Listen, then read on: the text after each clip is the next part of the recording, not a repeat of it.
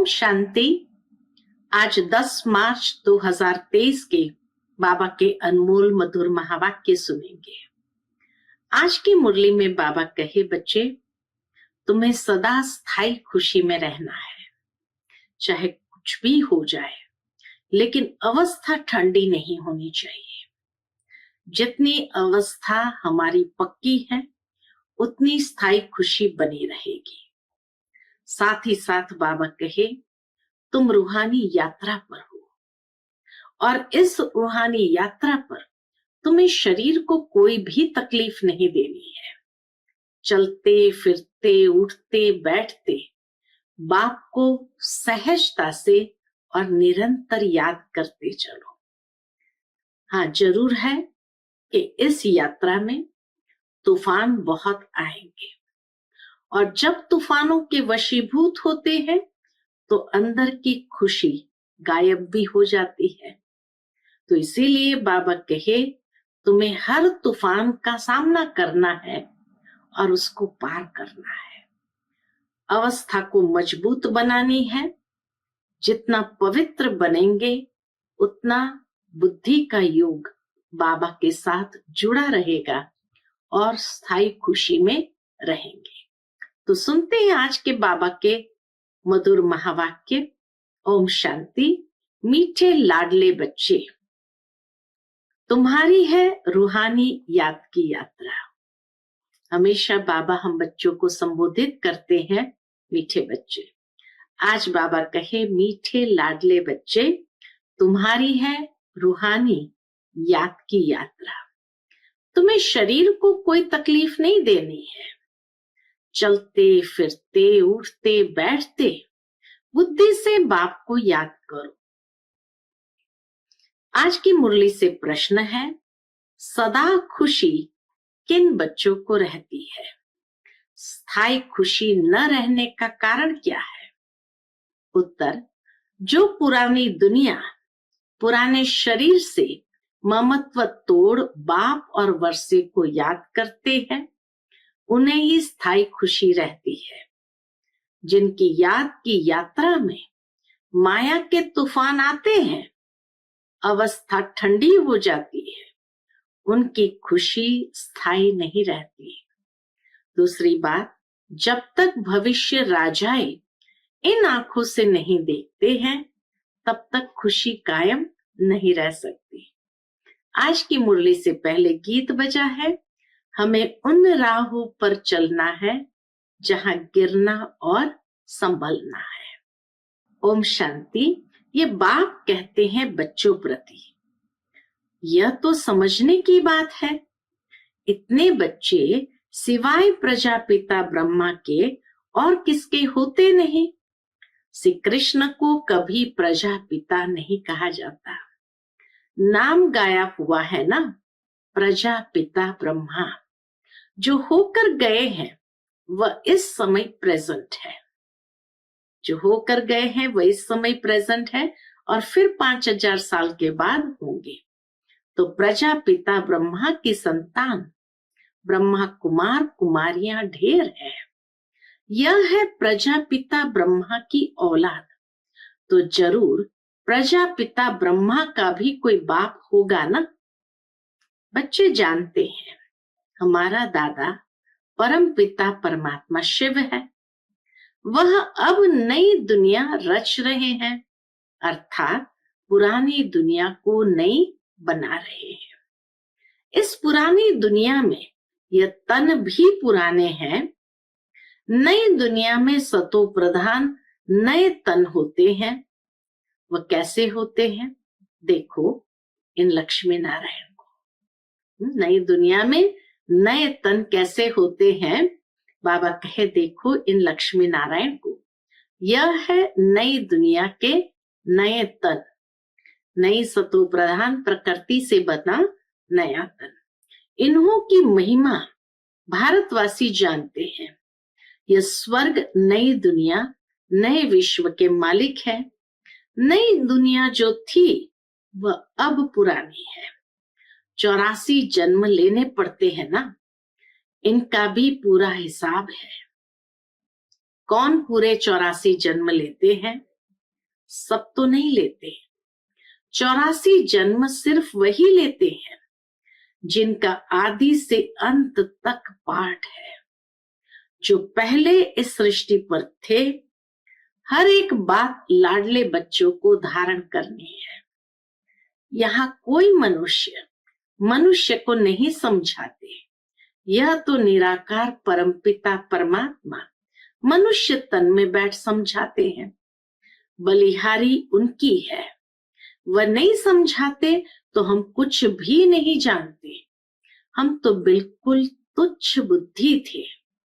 अभी रचयिता और रचना के आदि मध्य अंत को जाना है। Who is who. दुनिया में किताब है हु इज हु। इस बेहद ड्रामा में सबसे मुख्य पाठधारी कौन कौन है? ये अविनाशी बना बनाया ड्रामा है। गाते भी है, बनी बनाई बन रही अब कुछ बननी नहीं। गायन भक्ति मार्ग में करते हैं, परंतु ये अभी समझाया जाता है कि ड्रामा का खेल कैसे बना हुआ है। बाप बैठ समझाते हैं, लाडले बच्चे, यह तो तुम जान गए हो कि तुमको यात्रा पर चलना है। मनुष्य यात्रा पर बहुत कष्ट सहन करके जाते हैं। अभी तो एरोप्लेन, ट्रेन आदि बहुत सहज निकली है। आगे तो मनुष्य पैदल यात्रा पर जाते थे। चलते चलते तूफान लगते थे, मनुष्य बेहाल हो जाते थे। फिर कोई वापस लौट आते थे, आधे से ही वापस लौट आते थे। तो आधा कल्प द्वापर से लेकर जिस्मानी यात्रा चलती है। भक्ति मार्ग में मनुष्य यात्रा पर क्यों जाते हैं? भगवान को ढूंढने। मनुष्य भक्ति मार्ग में क्यों यात्राएं करते हैं? भगवान को ढूंढने। भगवान कहीं बैठा तो नहीं है। भगवान के जड़ चित्र पूजे जाते हैं। जो होकर जाते हैं उनके जड़ चित्र बनाते हैं। चैतन्य में तो भगवान मिल ना सके। शिवलिंग आदि यह सब जड़ चित्र है। जड़ चित्रों को देखने के लिए यात्रा करते हैं। यह एक भक्ति मार्ग की रस्म है, जानते हैं, परंतु कोई की भी बायोग्राफी को नहीं जानते कि ये कौन है, कब आए थे। शिव जयंती मनाई जाती है, परंतु उनको भी जानते नहीं। आजकल तो इस उत्सव को भी उड़ा दिया है, क्योंकि इनका नाम रूप आदि प्राय लोप होना ही है। अभी तुम जानते हो, ऊंचते ऊंच ज्ञान का सागर सुख का सागर है। सागर से अभी हमको ज्ञान मिल रहा है। वही बेहद का बाप अभी प्रैक्टिकल में है। अमरनाथ भी शिव बाबा है ना। दिखाते हैं, बर्फ का लिंग बन जाता है। मनुष्य को ठगने के लिए गपोड़े तो बहुत लगाए हैं। तो उस जिस्मानी यात्रा पर तकलीफ बहुत होती है। दुनिया में मनुष्य गपोड़े तो बहुत लगाते, बाकी बाबा कहे जिस्मानी यात्रा पर लोग जाते हैं तो तकलीफ बहुत होती है।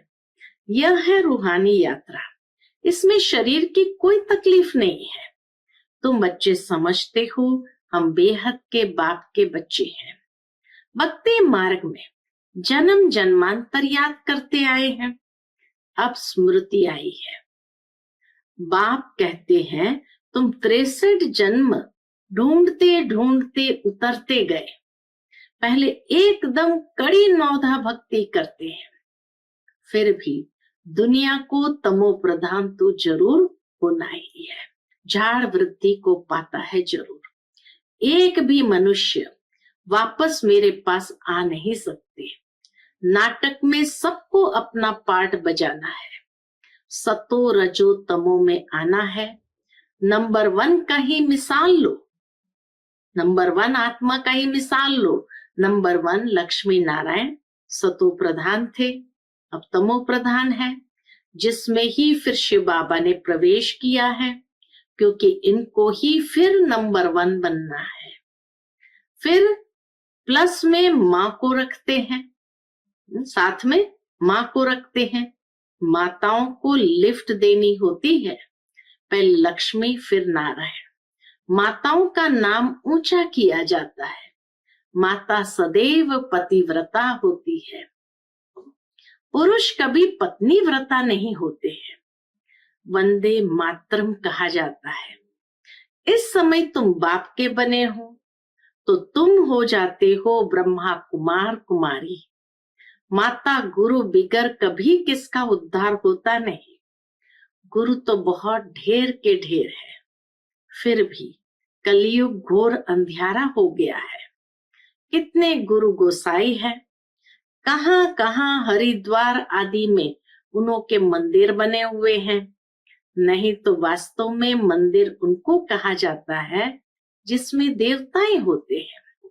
सन्यासी लोगों का कभी मंदिर नहीं होता है। मंदिरों में तो देवताएं रहते हैं, क्योंकि उन्हों की आत्मा और शरीर दोनों पवित्र है। इन महात्माओं की भल आत्मा पवित्र है। बाबा कहे सन्यासी आदि की आत्मा भल पवित्र है, परंतु शरीर पवित्र मिल नहीं सकता है। क्यों? क्योंकि तत्व भी तमो प्रधान है। अभी तुम देवता बन रहे हो, बनाने वाला है परम पिता परमात्मा। यह है सतो प्रधान संन्यास। हमारा है सतो प्रधान संन्यास, वह है रजो प्रधान संन्यास। ये बाप के सिवाय कोई सिखला न सके, तो बाबा ने समझाया है कि वह है जिस्मानी यात्रा, यह है रूहानी यात्रा। इसमें कर्मेंद्रिय का कोई काम नहीं, कुछ भी तकलीफ की बात नहीं है, बहुत सहज है। वह जिस्मानी यात्रा अनेक प्रकार की है, यह रूहानी यात्रा एक ही है। यह है राजाई के लिए यात्रा। यह लक्ष्मी नारायण का चित्र सामने खड़ा है। दुनिया थोड़ी जानती है कि इन्होंने ये राजयोग की यात्रा कर ये पद पाया है। तुम बच्चे जानते हो इन्होंने ये प्रारब्ध कैसे पाई। कोई ऊपर से नई आत्माएं तो नहीं आई जिनको भगवान ने राजाई दे दी, नहीं, इन्हों को पुराने से नया बनाया हुआ है, जिसको रिजेन्युएट व काया कल्प तरु कहा जाता है। तो बाप बैठ समझाते हैं, इन्होंने रूहानी यात्रा की थी। राजयोग बल की यात्रा से यह बने। बाप राजयोग और ज्ञान सिखाने आते हैं, तो अब तुम्हारी यात्रा चल रही है। तुम बैठे हुए अथवा चलते फिरते उठते बैठते यात्रा पर हो। तुम सिर्फ बुद्धि से बाप को याद करते हो। हाँ, बाबा कहे तुम सिर्फ बुद्धि से बाप को याद करते हो, याद से ही दौड़ी पहनते हो और तुम्हारे विकर्म विनाश होते हैं। जितना जल्दी विकर्म विनाश होंगे उतना जल्दी बाप के गले का हार बनेंगे। तुम अब वह 4 धाम आदि नहीं करते हो, वह सब भक्ति मार्ग की जिस्मानी तीर्थों पर जाए, वहां से फिर लौट आकर घर में विकर्मी बनते हैं। जितना समय यात्रा पर रहते हैं उतना समय निर्विकारी रहते हैं। आजकल तो हरिद्वार में जाकर देखो, पंडे लोग बड़े गंदे रहते हैं। लोग यात्रा पर जाते हैं तो पवित्र रहते हैं, और वहां के रहवासी पंडे लोग अपवित्र रहते हैं। तुम्हारी यात्रा कितनी स्वच्छ है, कुछ भी धक्का आदि नहीं खाना है। बाबा कहते हैं, लाडले बच्चे, उठते बैठते चलते फिरते सिर्फ मुझे याद करो। ये आत्माओं से बात कर रहे हैं। आत्मा इन ऑर्गन्स द्वारा सुनती है, आत्मा मुख से बोलती है, आंखों से देखती है। आत्माएं इन आंखों से दिखाई नहीं पड़ती, न परमात्मा दिखाई पड़ता। दोनों को दिव्य दृष्टि बिगर देखा नहीं जा सकता है, समझा जाता है। तब कहते हैं हमारे में आत्मा है, हमारी आत्मा दुखी है, हमारी आत्मा एक शरीर छोड़ दूसरा जाकर लेती है। आत्मा बोलती है ना, परमात्मा भी आत्मा से बात करते हैं। यहाँ परमात्मा भी आत्माओं से बात करते हैं। हे लाडले बच्चे, आत्माएं, अब तुमको मेरे पास आना है। मैं तुमको यात्रा सिखलाता हूं। तुम पवित्र बनने सिवाय मेरे पास आ नहीं सकते हो। आत्मा पवित्र है। पहले पहले आत्मा सतो प्रधान है, फिर सतो रजो तमो गुणी होती है। इन अवस्थाओं से पास होना पड़ता है। सतो प्रधान आत्मा फिर सतो रजो तमो गुणी होती है। शरीर भी सतो रजो तमो होता है। सतो प्रधान को गोरा, तमो प्रधान को सांवरा कहा जाता है। कितनी समझ की बात है। तुम जानते हो, आत्मा और परमात्मा अलग रहे बहुकाल, अब आकर फिर मिले हैं। मनुष्य मनुष्य के साथ मिलेंगे, आत्मा आत्माओं के साथ मिलेगी, परमात्मा भी वहां मिलेंगे। कहाँ? परमधाम में। आत्मा और परमात्मा दोनों का साक्षात्कार दिव्य दृष्टि से होता है, क्योंकि वह अति सूक्ष्म है, स्टार है। अब कोई भी साइंस घमंडी नहीं जो कह सके आत्मा की प्रवेशता कैसे होती है। इन बातों का उनको बिल्कुल पता नहीं है। मोस्ट बिलवेड बाप है। भक्ति मार्ग में आधा कल्प भक्त भगवान को याद करते हैं। ऐसे नहीं कि सब भगवान है। सब भगवान हो तो भक्त आराधना वंदना साधना क्यों करते? इसलिए करते, सभी मुक्ति जीवन मुक्ति चाहते हैं, क्योंकि यहाँ दुखी है, चाहते हैं शांति हो। परंतु विचारों को यह पता नहीं है कि शांति धाम किसको कहा जाता है, मुक्ति कहाँ होती है, यह भी नहीं जानते। कहने मात्र सिर्फ कह देते हैं कि पार निर्वाण गया, जानते कोई भी नहीं है। अब तुम बच्चे यात्रा पर हो। बाप कहते, बच्चे संभल संभल कर चलना। गीत सुना ना, इन राहों पर चलना है जहां गिरना और संभलना है। तो बाप कहते हैं, बच्चे संभल संभल कर चलना है। तूफान तो बहुत आएंगे, तुम याद करने की कोशिश करेंगे, माया बुद्धि योग तोड़ देंगे। फिर वह अवस्था ठंडी हो जाती है, खुशी का पारा हट जाता है। नहीं तो खुशी का पारा स्थायी रहना चाहिए। इन आंखों से वह राजाई देखते हैं तो खुशी कायम रहती है। यहाँ तुम बुद्धि योग से जानते हो कि राजाई मिलती है। राजाई के लिए हम पढ़ रहे हैं। इन आंखों से नहीं देखते हो, इसलिए माया घड़ी घड़ी भुला देती है। बाबा कहते हैं, गृहस्थ व्यवहार में रहते कमल फूल समान रहो। पुरानी दुनिया पुराने शरीर सबसे ममत्व तोड़ते जाओ। एक बाप को याद करो। पहले तुमको बाप के पास जाना है, फिर नई दुनिया में आना है। बाप और वर्षे को याद करो। फिर जब हम यहाँ आएंगे तो वह होगी प्रारब्ध, उनको याद नहीं करेंगे। अभी हम पुरुषार्थ करते हैं भविष्य प्रारब्ध पाने के लिए। यहाँ मनुष्य पुरुषार्थ करते हैं यहाँ की आजीविका के लिए। इस दुनिया में मनुष्य जो भी पुरुषार्थ करते हैं इस जीवन की आजीविका के लिए। बाकी हम जो पुरुषार्थ करते हैं भविष्य नई दुनिया के प्रारब्ध के लिए। हम भविष्य की आजीविका के लिए पुरुषार्थ करते हैं। गृहस्थ व्यवहार में रहते फिर ये कोर्स भी उठाना है, नॉलेज को धारण करना है। फिर तुमको पुरुषार्थ नहीं करना होगा। वहां तुम पुरुषार्थ नहीं करते, प्रारब्ध भोगते हो। सतयुग में पुरुषार्थ नहीं करते, प्रारब्ध भोगते हो। तुम जानते हो हम भविष्य बनाते हैं, वहां प्रारब्ध भोगेंगे। वहां याद नहीं रहती कि हम प्रारब्ध भोगते हैं। फिर तो पुरुषार्थ भी याद पड़े।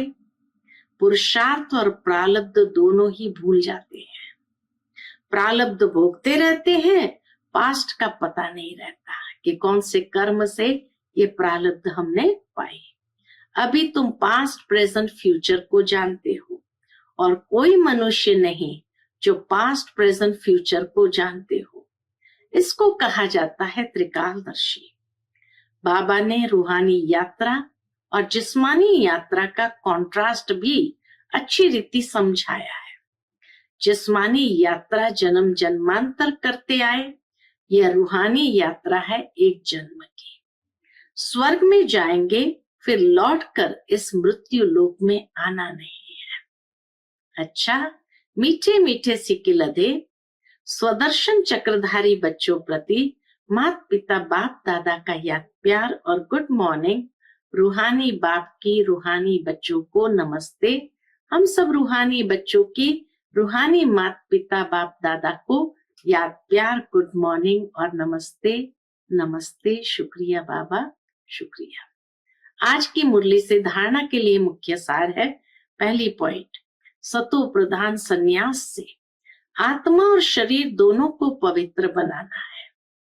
पुरानी दुनिया और पुराने शरीर से ममत्व तोड़ देना है। दूसरी पॉइंट, त्रिकालदर्शी बन पास्ट, प्रेजेंट, फ्यूचर को बुद्धि में रख पुरुषार्थ करना है। नॉलेज को धारण कर स्थायी खुशी में रहना है। आज का बाप दादा का मधुर वरदान हम बच्चों के प्रति है।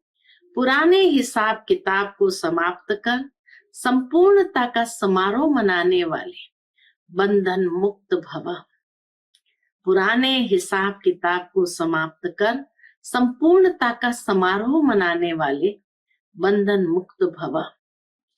इस पराये देश में जब सभी बंधन युक्त आत्मा बन जाते हैं, तब बाप आकर स्वरूप और स्वदेश की स्मृति दिलाकर बंधन मुक्त बनाए स्वदेश में ले जाते हैं और स्वराज्य अधिकारी बनाते हैं। तो अपने स्वदेश में चलने के लिए सब हिसाब किताब के समाप्ति का समाप्ति समारोह मनाओ। जब अभी ये समारोह मनाएंगे, तब अंत में संपूर्णता समारोह मना सकेंगे। बहुत काल के बंधन मुक्त ही बहुत काल के जीवन मुक्त पद को प्राप्त करते हैं। आज का स्लोगन है, अपने उमंग उत्साह के सहयोग और मीठे बोल से कमजोर को शक्तिशाली बना देना ही शुभ चिंतक बनना है। अपने उमंग उत्साह के सहयोग और मीठे बोल से कमजोर को शक्तिशाली बना देना ही शुभ चिंतक बनना है। अच्छा, Om Shanti. To watch Peace of Mind channel videos on YouTube, subscribe us on youtube.com/tvpeaceofmind. Just a click for a peaceful life.